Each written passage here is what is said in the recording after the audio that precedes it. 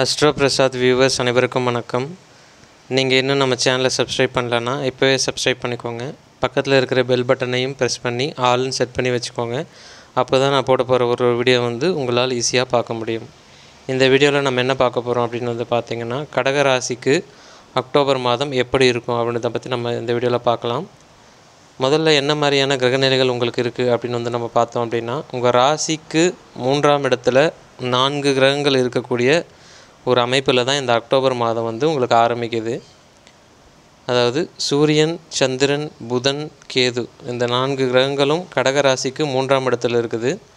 4ஆம் இடத்துல 4ஆம் அதிபதியாகிய சுக்கிரன் ஆட்சி பெற்ற நிலையில் இருக்கிறாரு. 8ஆம் இடத்துல சனி பகவான் வக்ரகதியில் இருக்கிறார். அதாவது அஷ்டம சனின்னு சொல்கிறோம் இல்லைங்களா, அது. அதுக்கப்புறம் 9ஆம் இடத்துல ராகு பகவான் இருக்கிறாங்க. 11ல் குரு பகவான், 12ல் செவ்வாய். இதுதான் கடகராசிக்கு அக்டோபர் மாதம் இருக்கக்கூடிய கிரகநிலைகள். அக்டோபர் பாதிக்கு மேலே அப்படின்னு பார்க்கும்போது உங்கள் ராசிக்கு 5ஆம் இடத்துல சுக்கிரனும் 4ஆம் இடத்துல புதன், சூரியன் மாறி இருக்கக்கூடிய ஒரு அமைப்பு. இது கடகராசிக்கு ஒரு யோகமான அமைப்பு அப்படின்னே சொல்லலாம். ஏன்னா 4ஆம் இடமும் 5ஆம் இடமும் வலு அப்படின்ற ஒரு அமைப்பு பார்த்திங்கன்னா ரொம்ப சாதகமான ஒரு அமைப்பாக அது இருக்கும்.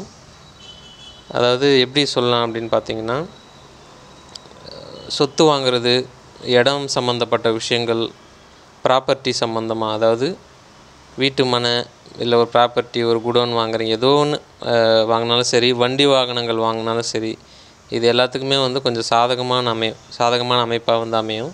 ஏன்னா கடகராசிக்காரங்க அஷ்டம சனியில் இப்போ உடல்நிலை பிரச்சனைகள் நிறைய இருக்கும் இல்லையா. அதெல்லாமே பார்த்திங்கன்னா 4ஆம் இடம் ஆரோக்கியஸ்தானம்னு சொல்கிறதுனால, ஆரோக்கியஸ்தானம் நல்லா இருக்கிறதுனால உங்களுக்கு அதில் ஒரு தீர்வு கிடைக்கும். ஆல்ரெடி உடம்பு பிரச்சனைகள் அஷ்டம சனினால் இருந்தாலும் அதுக்கான சொல்யூஷன் கரெக்டான மருத்துவரை போய் அணுகி அதை நீங்கள் யூஸ் பண்ணி உடம்பு சரியாகக்கூடிய ஒரு தன்மையில் தான் இந்த அக்டோபர் மாதம் உங்களுக்கு இருக்கும். அதே மாதிரி குருவும் சாதகமாக இருக்கிறாரு அப்படின்னும்போது அது ஒரு நல்ல விஷயந்தான். குரு பலன் கடகராசிக்கு இருக்குது. கடகராசியை பொறுத்த வரைக்கும் எல்லா கிரகமும் சாதகமாக தான் இருக்குது, சனியை தவிர.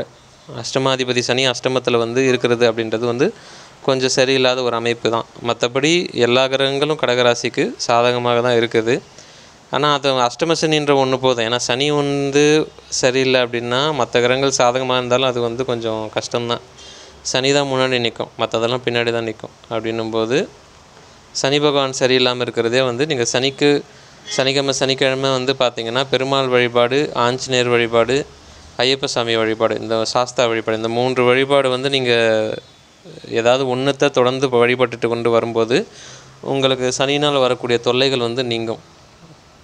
அதே மாதிரி அக்டோபர் மாதம் பாதிக்கு மேலே பார்த்திங்கன்னா சுக்கிரன் 5ஆம் இடத்துல குரு பார்வையோடு இருக்கக்கூடிய ஒரு காலகட்டம் அப்படின்றதுனால நீங்கள் மிகப்பெரிய அளவில் ஒரு பல்க் அமௌண்ட்டு பார்த்திங்கன்னா கடகராசிக்காரர்களுக்கு மாத பாதிக்கு மேலே அமையும். அதாவது ஐப்பசி மாதம் தொடக்கத்தில் அக்டோபர் மாதம் 15ஆம் தேதிக்கு பிறகு பார்த்திங்கன்னா பெரிய அளவில் அமௌண்ட்டு ஏதோ ஒரு வகையில் விழும், அந்த மாதிரி சொல்லலாம். ஏதாவது ரொம்ப பெரிய இடத்துல நீங்கள் எதோ எதிர்பார்க்குறீங்க, இல்லை ஒரு லோன் கூட சொல்லுங்கள், ஒரு கம்பெனி ஒரு பேங்க்கில் லோன் போட்டிருக்கீங்க, ஏதோ ஒன்று கிடைக்கல ரொம்ப நாளான்னா கூட சரி, அது எல்லாமே அக்டோபர் மாதம் 15ஆம் தேதிக்கு பிறகு பல்காக அக்கௌண்ட்டில் விழும்.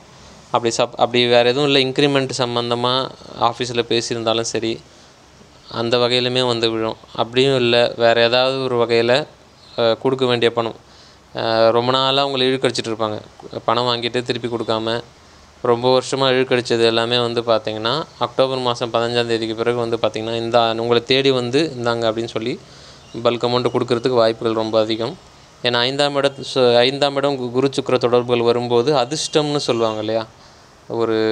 அதாவது நீங்கள் ஒரு ஸ்டெப்பு தான் எடுத்து வச்சுருப்பீங்க, திடீர்னு மேலேருந்து அதாவது பிரபஞ்சமே அந்த வழி விடும், ஓகேங்களா. வேகமாக நடக்கும், விறுவிறுன்னு நடக்கும்னு சொல்லுவாங்களே, அந்த மாதிரிலாம் நடக்கிறதுக்கான சாத்தியக்கூறுகள் மிக அதிகம். ஆனால் இதில் இன்னொரு விஷயம், முக்கியமான விஷயம் என்னென்னா, பணம் வரும். அக்டோபர் மாதம் பாதிக்கு மேலே பணம் வரவுக்கு பஞ்சம் இல்லாமல் வரும் ஏதோ. ஆனால் அதை நீங்கள் எப்படி யூஸ் பண்ணுறீங்கன்றது மிக முக்கியம். ஏன்னா அஷ்டம சனியும் நடக்கிறதுனால அந்த பணத்தை தப்பாக ஹேண்டில் யாரையாட்டாவது கொடுத்து ஏமாந்து போகிறதுக்கும் நிறைய வாய்ப்புகள் உண்டு. நான் யூஸ் பண்ணாமல் விட்டனே அப்படின்னு உட்காரத்துக்கும் வாய்ப்பு இருக்குது. அப்படின்றதுனால நீங்கள் முதல்ல அதை புரிஞ்சு நடந்துக்கோங்க. அதை சேஃப்டி பண்ணலாம், எப்படி சேஃப்டி பண்ணலாம், இது எப்படி உபயோகமாக யூஸ் பண்ணலாம், அந்த மாதிரி நீங்கள் பண்ணிக்கிறது நல்லது. ஏன்னா இல்லைன்னா உள்ளதும் போச்சுடா நொல்ல கண்ணா அப்படின்ற மாதிரி உட்கார வேண்டியிருக்கும். ஸோ அதையும் வந்து கொஞ்சம் பார்த்து யோசித்து பண்ணிக்கோங்க. ஏன்னா ஜோதிடம்ன்றதே வருமுன் காப்போம் அப்படின்றது தான். ஓகேங்களா? ஸோ பிரச்சனை வரும்னா அதுக்கேற்ற மாதிரி நீங்கள் முன்னாடியே ப்ரிப்பேர் ஆகிறது நல்லது. அதே மாதிரி 7ஆம் இடத்துக்கு குரு பார்வை இருக்கிறதுனால திருமண விஷயங்களும் கைகூடும். 5ஆம் இடத்துல சுக்கிரன் கிராஸ் ஆகிறதுனால நீங்கள் கடகராசியாக இருக்கிறீங்க, பருவ வயசில் இருக்கிறீங்க அப்படின்னா திருமணம் வந்து கைகூடுறதுக்கு நிறைய வாய்ப்புகள் உண்டு. ஆனால் மேக்ஸிமம் வந்து என்ன கேட்டிங்கன்னா இந்த டைமில் திருமணம் வந்து பண்ணாதீங்க. ஓகேங்களா? அஷ்டம சனியில் திருமணம் பண்ணுறது அவ்வளோ நல்ல விஷயம் கிடையாது. எல்லாராலையுமே அதை ஃபாலோ பண்ணவும் முடியாது. ஏன்னா அந்த வயசுக்கு ஏற்ற மாதிரி இப்போ வந்து ஆல்ரெடி 28 வயசில் இருக்கிறீங்க, 30 வயசில் இருக்கிறீங்கன்னா இப்போ போய் இன்னும் 2 வருஷம் திருமணம் பண்ணாதீங்கன்னு சொன்னோம்னா அதை கேட்க மாட்டாங்க, கேட்கவும் முடியாது, பாசிபிள் கிடையாது. ஓகேங்களா? அவங்கள விட்டுருங்க, வேறு வழி இல்லை, அவங்க திருமணம் பண்ணுங்கள். ஆனால் வந்து தனுசு ராசி, கும்பராசி இந்த ராசிலாம் வந்து பண்ணாதீங்க. கடகத்துக்கும் தனுசு கும்பத்துக்கும் ஆகாது. ஓகேங்களா? 6 8 வரக்கூடிய ராசி சஷ்டாஷ்டகம்னு சொல்லுவாங்க. ஸோ அந்த ராசிலாம் தவிர்த்துட்டு பண்ணுங்கள். அதாவது வயசு இருக்குது, இப்போ தான் 22 வயசு ஆகுது, 23 வயசு ஆகுது, இப்போ வந்து திருமணம் பண்ணலாமா, கடகராசி பண்ணலாமான்னு கேட்டால் பண்ணக்கூடாது. ஒரு 2 வருஷம் தள்ளி அஷ்டம சனி முடிஞ்சதும் பண்ணுறது நல்லது. அதாவது மினிமம் 1 இயர் ஆகுது, 25 முடிஞ்சு 2026 வந்து திருமணம் பண்ணலாம், தப்பு கிடையாது. ஏன்னா அஷ்டம சனி நடக்கும்போதோ 7 சனி நடக்கும்போதோ நீங்கள் திருமணம் பண்ணுறீங்க அப்படின்னா உங்களை வந்து நேர் ஆப்போசிட்டாக காமிச்சிடும், தப்பாக காமிச்சிடும். நீங்கள் நல்லவங்களாகவே இருந்தால் கூட வர்ற பார்ட்னருக்கு வந்து அது தப்பாக காமிக்கிறதுக்கு நிறைய வாய்ப்புகள் உண்டு. அதே மாதிரி அக்டோபர் மாதம் 13, 14, 15 இந்த 3 நாட்கள் வந்து சந்திராஷ்டம தினங்கள் அப்படின்றதுனால கொஞ்சம் ஜாக்கிரதையாக இருக்கிறது நல்லது. யாருக்கிட்டையும் தேவையில்லாமல் வாக்குவாதம் பண்ணாதீங்க. அந்த 3 நாட்கள் வந்து ஏதாவது புதுசாக ஏதாவது ஸ்டார்ட் பண்ணோம் அப்படின்னாலுமே அந்த 3 நாட்களை வந்து தவிர்க்கிறது நல்லது.